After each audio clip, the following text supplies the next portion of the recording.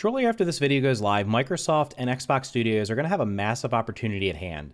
Coming off the heels of the PlayStation Showcase and the more recent Summer Games Fest, I think that Xbox Studios specifically has a big opportunity to step up and win back some fans that they may have lost over the last few years due to the fact that they really haven't put out many blockbuster games. There's tons of games in the pipeline, but there just really haven't been that many released over the last couple of years. And the PlayStation Showcase, I think the consensus for that, and at least for me, I know specifically, there weren't really any games in there that I was like, oh my God, I absolutely have to play this. There was the Spider-Man game that I know wowed a lot of people. So if you like the Spider-Man game, surely you'll be interested in that. But outside of that, there weren't really any big games that I think that that make people just say, wow, I absolutely can't wait for this game. And then the same thing happened yesterday for the Summer Games Fest. I watched the Summer Games Fest, and yeah, there was a couple cool trailers in there. But unlike previous years where there were just there were games that I was like, oh my God, these games look awesome, and put them right on my wish list, waiting to see when they come out, looking to see if there's demos for them. There weren't really any games like that yesterday for me specifically. The only game I saw yesterday that I was even semi-interested in were two games that I was actually already aware of. That was the Lord of the Rings Return to Moria game, which is going to be an Epic exclusive, unfortunately. That's coming out in the fall. And then later on, there was a Devolver Digital show where they showed off some of their games, and Wizard with a Gun, which has a demo right now you can play on Steam. That's going to be coming to consoles and PC later this year. That's a game that I'm interested in, so I'm going to check out the demo for that. But outside of that, I wasn't really too super hyped about anything. So what I want to do in this video is I want to look at what I'm interested in seeing for the Xbox Showcase that's going to be coming up in just a few days after I'm recording this. So I'm not going to cover every game. There's going to be tons and tons of games that they're going to be talking about. Some of the games you like I might talk about them. There might be some that I don't talk about. If there's anything I don't talk about that you're super hyped for, let me know in the comments down below, and I'll be sure to check them out. But what I want to do is I'm going to start out with a game, of course, that many of you have probably followed my channel for, have seen me for, and that's going to be Grounded. And I want to start off by talking about the animated series. So in July of 2022, so July, almost a year ago, it's been 11 months since it was revealed, there's a Grounded animated TV show that's in the works. Now, personally, I thought the best time for that to come out would have been when the game 1.0 hit, because it would have been able to maximize the hype for the game. That hasn't happened, obviously, because the game came out end of September last year. We're now sitting in June of 2023, so was that about 9 months, 8-9 months after release, and we've heard nothing about the show. I've been trying to follow up on it to see if I could find any information. I couldn't find any information on it, so I'm really hoping that at the Xbox Showcase this year that they do show off some, maybe even like some footage from the series, or at the very least will be giving us a release date on when we can expect the series to be released. I think it should be sometime in 2023. It would make sense for them to push that out because it could probably send some people back to play Grounded again, or maybe they can coincide it with possibly a future update. So I'm super excited for that. I'm definitely going to watch the TV show because I'm curious to see how they adapt the characters, and we can see some kind of the backstories that we didn't get to see in the video game. Beyond that, and related to Grounded specifically, they have a 2-week break in their live stream right now, so they're taking off. They said it was for updating their set. Now that may very well be the case, but I also find it curious that it times out perfectly with the fact that the Xbox Showcase will be happening during that time period. So what I'm expecting, or what I kind of expect to see is a future. What's the future of Grounded? Is there a future for Grounded? So beyond the animated series, are they going to be updating the game anymore? They've kind of said they're still going to be working on the game, but we don't really know what they're going to do. So there's kind of 3 things that I want to talk about related to that. First up, and I think the most likely thing, if they do decide reveal any information, will be the 1.3 update. So, of course, after 1.0, they've done 1.1 and 1.2. 1.2 most recently added a couple of bosses to the game. So, in the 1.3 update, I would expect, if they talk about that they're going to show off maybe some more bosses. The most logical would obviously be an Ant Queen, because the Ant Queen, I believe, was in the game files before. It didn't make it. It kind of fits because there's other bosses, like there's a spider boss, and then there's the Termite King. So having an Ant Queen in the game would kind of make sense. And there's also 3 ant hills they could put it in. More likely than not, it'll be the one in the upper yard, the fire ant hill. But that would make sense to show that off. Additionally, the rock behind the sandcastle in the sandbox, still sitting there. It's been like that ever since they updated the sandbox years ago. And we all speculated that would be a boss arena or possibly like a lab down there. Doesn't look like it's going to be a lab, so it makes sense for them to possibly reveal that they're going to put a boss in there. Originally, I believe it was supposed to be the lizard. The lizard didn't make it into the game for whatever reason, and maybe they shrink the lizard down. Maybe they put something else in there, so that would make sense. I think they're going to do this next thing because a lot of people have asked for it. That would be character customization. So in many games, you can, specifically a lot of survival games, you can customize how your character looks by getting new clothes and stuff like that. So I think that would be pretty easy for them to do, just to have some kind of ways of unlocking character customization. It would give another reason for the raw science. So if you have extra raw science, perhaps you can buy new designs for the characters. And I know a lot of people have asked for that. There's tons of customization for the bases and how your bases look. So adding character customization would probably be pretty cool too. And then last but not least will be better base defenses.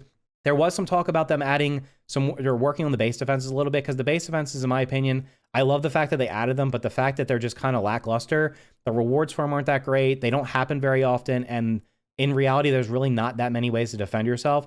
So having better base defenses, including, or not limited to, but including at the very least, more traps to defend yourself with, as well as perhaps the ability, maybe in a custom game mode, to toggle on more difficult or more frequent base raids, just to give those of us that like base raids in survival games to be able to do that. And of course, in custom mode, you can turn them off. So if you don't want to have to deal with them, you can turn them off.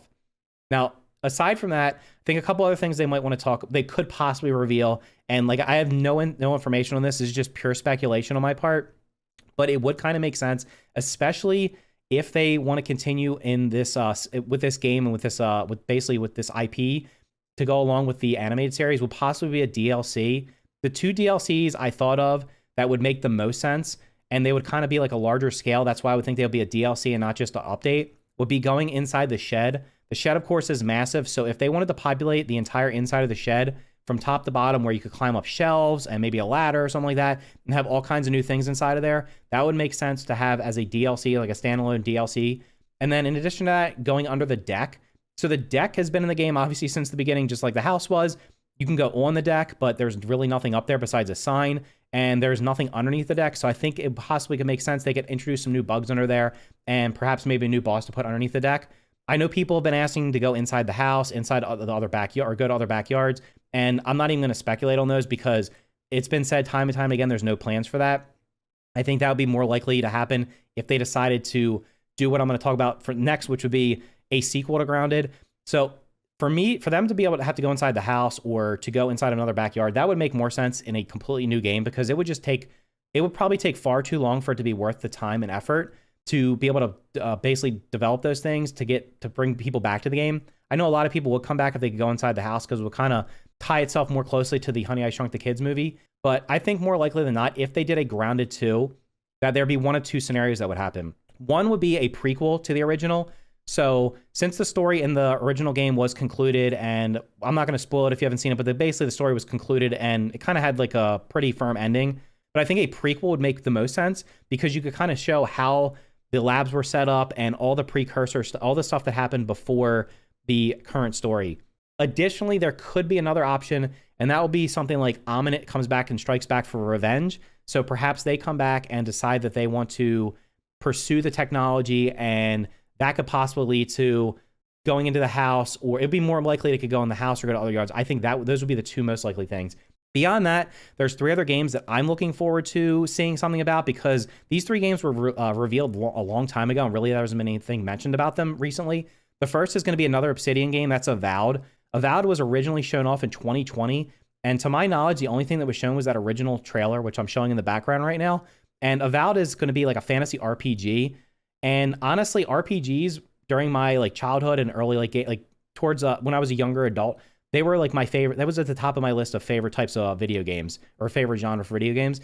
And up until recently, I really kind of just stopped playing them because I kind of got bored of them. It wasn't until I played Hogwarts Legacy. That's the first RPG that I've actually played completely through and thoroughly enjoyed it.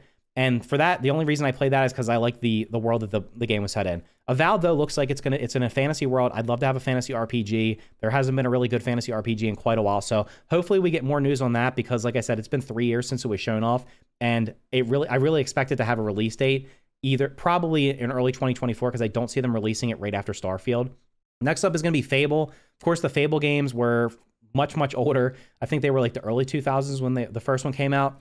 Fable was also announced in 2020. There hasn't been a lot of information released on it. There's been some leaks and some talk about it. So hopefully they show some more information on Fable, because the Fable series I know it's beloved by a lot of people. It's going to be developed by, I think it's Playground Games, and they're the developers of Forza. So it's going to be interesting to see how they transition from one of the best, or one of the most highly rated and one of the most liked racing series to a RPG. So they're great developers. They produce great games. They're amongst the highest rated and most liked Xbox games for the last several years.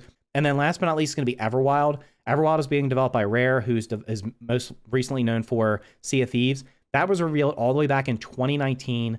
It's apparently been rebooted. It looks amazing, and it just looks like the kind of game I want to jump into and play. So those are the 3 games that I'm interested in mostly for the upcoming showcase. There are some games that are secretive. They don't have we've never actually seen anything about them. So I'm definitely gonna be curious to see those, but the ones we know about, those are the 3 I'm most interested in. Let me know which games you're most interested in. Let me know what you're most looking forward to for the Xbox showcase. Like I said, this is their opportunity to step up and just jump up to the top of the hype list, because for the last couple years, they've kind of fallen behind in terms of interest, specifically behind Sony. And then even recently with Nintendo releasing the most recent, the Zelda game, that game's like the highest rated game of the year, and it's everybody loves it. So this is the opportunity right now. Microsoft and Xbox have the opportunity to step up, knock the ball out of the park, and just have a fantastic showcase, hopefully showing off tons of gameplay and giving us basically concrete release dates for when we can expect some of these games, so that we can just get hyped up for them and be looking forward to them.